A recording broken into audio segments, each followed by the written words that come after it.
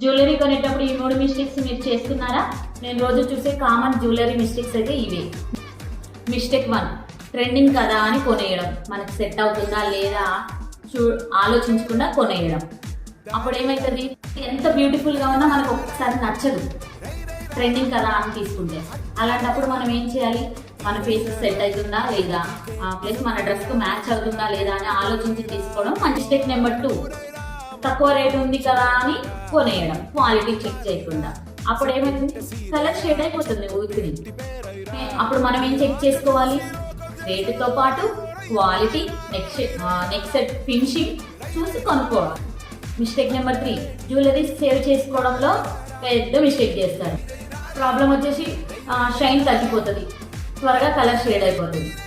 ఒక ఫంక్షన్కి వెళ్ళొచ్చినామంటే దాన్ని వెంటనే ఒక క్లాత్ టూట్ చేసి ఒక బాక్స్లో సేవ్ చేసుకుంటే చాలా డేస్ ఉంటుంది అనమాట. ఈ 3 మిస్టేక్స్లో మీరు ఏ మిస్టేక్ చేస్తున్నారనేది కామెంట్ చేయండి.